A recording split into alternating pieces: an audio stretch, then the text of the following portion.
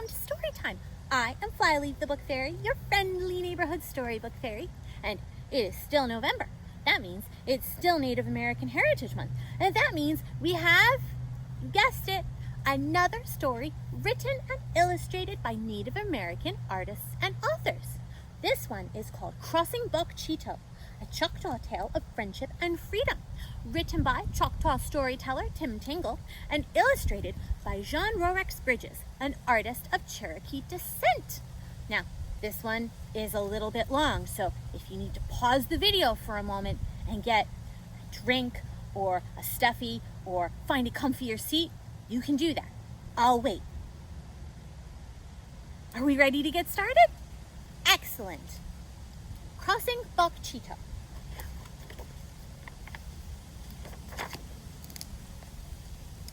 There is a river called Bok Chito that cuts through Mississippi. In the days before the war between the states, in the days before the Trail of Tears, Bok Chito was a boundary. On one side of the river lived the Choctaws, a nation of Indian people. On the other side of the river lived the plantation owners and their slaves. If a slave escaped and made his way across Bok Chito, the slave was free. The slave owner could not follow. That was the law. One Sunday morning during this time, a Choctaw mama woke her daughter up. "Martha Tom, the sun has been up for 2 hours. Get up and put your dress on, you lazy little girl. I have a wedding to cook for today. Take this basket and fill it with blackberries. Now hurry back."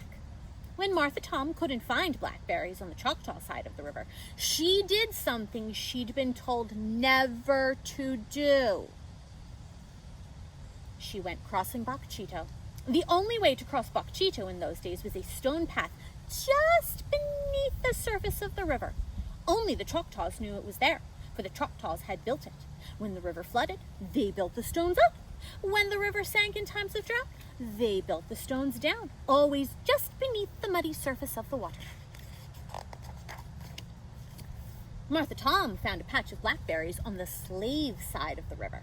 She filled her basket, then looked to the sky for the sun to lead her home. But it was cloudy, and she was lost.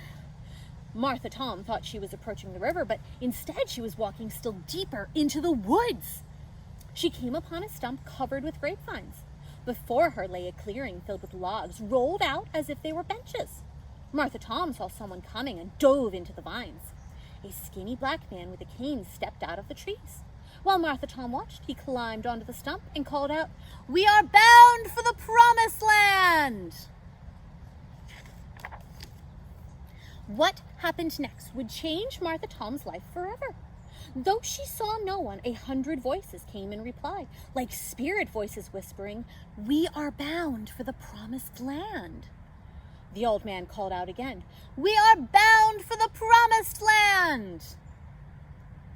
Closer they came, calling, "We are bound for the Promised Land."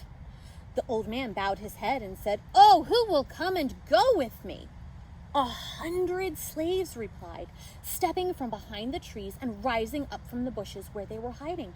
"We will come and go with you. We are bound for the Promised Land." It was the calling together of the Forbidden Slave Church deep in those Mississippi woods. The old man began to preach, and the people began to sing. Martha Tom had never heard music like this before, but it touched her deeply. Then something else touched her. On the shoulder, she looked up to see the biggest man she had ever seen, his chest so big it was about to pop his buttons off his shirt. "You're lost, little girl?" he said in a deep voice that seemed to smile. "You're Choctaw from across Bok Chito?" Martha Tom nodded. "What is your name, little girl?" "Martha Tom." "Well, Martha Tom, I'll get my son to take you back to the river. You can find your way home from there." "Little Mo!" he called. A boy appeared. "Little Mo, this girl is lost. She is Choctaw from across Bok Chito. Take her to the riverbank and she can get home from there." "Daddy, I can't do that," Little Mo said. "The men from the plantation house told us if the children are seen playing near the river, our whole family will get in trouble." His father knelt down to Little Mo and said, "Son, it's about time you learned. There is a way to move amongst them where they won't even notice you. It's like you're invisible. You move not too fast, not too slow, eyes to the ground, away you go. Now give it a try and get this little girl home.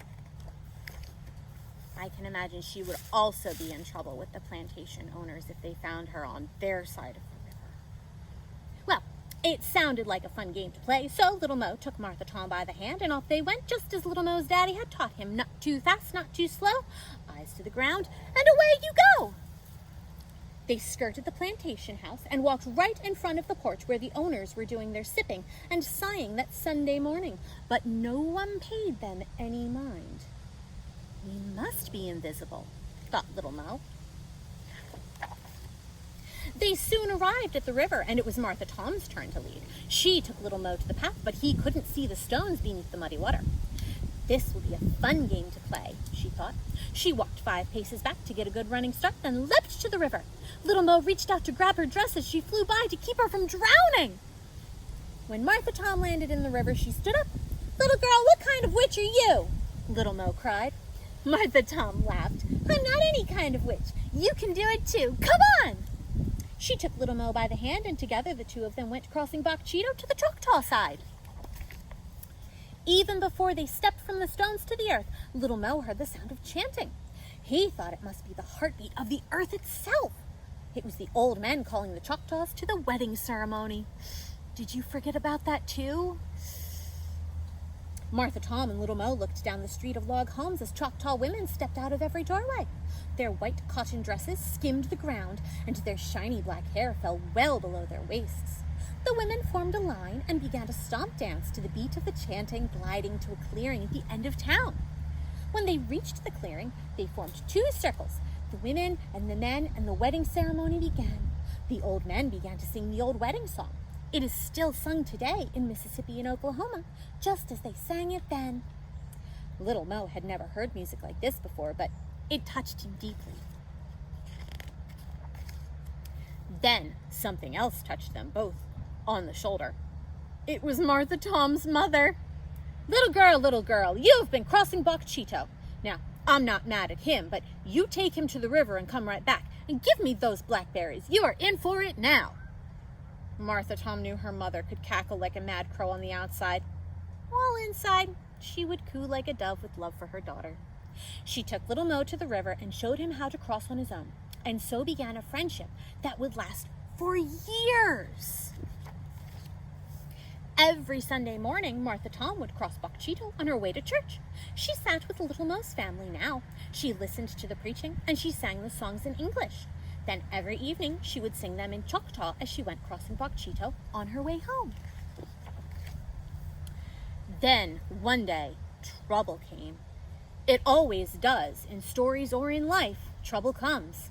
There was a slave sale, and 20 slaves were sold.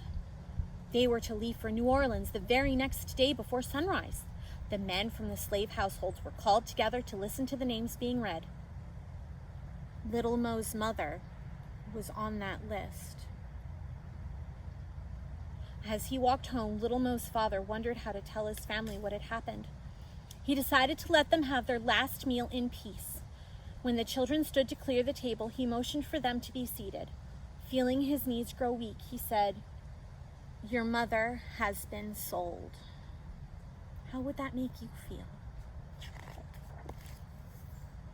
"No!" she cried. The tears seemed to squirt down her cheeks. The children looked at their parents and began to cry. They had never seen their mother and father like this. "This is our last evening together," he said.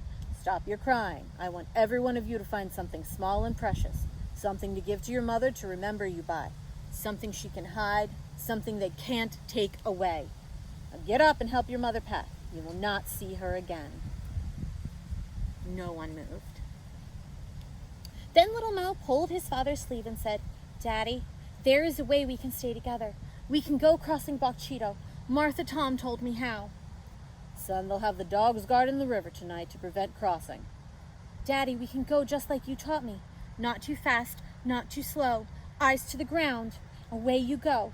We'll be invisible. Daddy, you have to give it a try." For the first time that day, hope filled the father's heart. "You are right, son. We have to give it a try. He grabbed 7 burlap bags and gave one to each member of his family, saying, "Pack quickly, pack light, and pack for running. We may have to." They did pack quickly. They packed light, but they were not quick enough. The men in the plantation house saw them working late. They called for the guards with the dogs and the lanterns and the guns, and they surrounded that little house. When Little Mo's daddy stood with his family around him, he looked out the back door and said, "We could go out that way. It would be dark and maybe safer. But this night's journey is not about darkness and safety. It is about faith. It is about freedom. We will go out the front door." And so they did. Out the front door, down the front steps, walking just as Little Mo had reminded them. Not too fast, not too slow, eyes to the ground, away you go. Then something remarkable happened. This family became invisible. They walked into the circle of lanterns, but the light shone right through them. They walked so close to the dogs, they could have stroked the dog's fur, but even the dogs did not know they were there. They were invisible. Soon they stood on the banks of Bok Chito. Little Mo looked to the clouds covering the moon and said, "Daddy, I've never been here at night. I can't get us across." His father picked Little Mo up and sat him on his hip till their faces almost touched. "Son, the hour is at hand," he said. "You know that we call you Little Mo, but you know that is not your real name. Your name is Moses. Now, Moses, get us across that water." Moses leapt down and ran to the river. He dipped his arms into the chilly waters till he found the stone path. Quick as a bird, he flew across the stones and burst into Martha Tom's home. "I'm sorry, I know it's late," he said, "but we are trying to cross the river. The men are after us, the men with the dogs and the lanterns and the guns. Can you help us?" Martha Tom's mother jumped out of bed and talked as she dressed. "Son, run to your family and hide them in the bushes near the path. Go now, run. You'll know when to come across. Go, I have work to do." She went to every home in that village, pushed open the doors and called inside, "Women, put on your white dresses, bring a candle and meet me at the river. We're having a ceremony tonight, the crossing kind." And so it came to pass. The guards stood on the slave side of the river with their dogs and lanterns and guns. Suddenly they saw emerging from the white fog on the Choctaw side what looked to them like a band of angels. The angels carried candles that cast a halo glow in the fog around their faces. Rising from the bushes and coming to life in front of them, the guards saw 7 runaway slaves. They lifted their guns to fire. They never shot their guns that night, for stepping out of the band of angels, they saw the most beautiful little angel of them all. Her right hand held a candle, her left hand was outstretched, and she was walking on the water. Martha Tom was singing a song she had learned at the slave church, but now she sang it in Choctaw.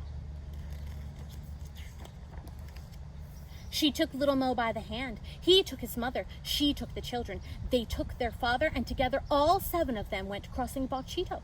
When they reached the Choctaw side of the river, they blew the candles out and disappeared into the fog, never to be seen on the slave side again. The descendants of those people still talk about that night. The Choctaws talk about the bravery of that little girl, Martha Tom. The black people talk about the faith of that little boy, Moses. But maybe the white people tell it best.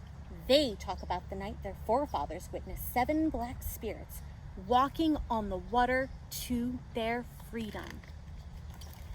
The end! How did that story make you feel? Sometimes sad? Sometimes afraid? Well, sometimes life is sad, and sometimes life is scary.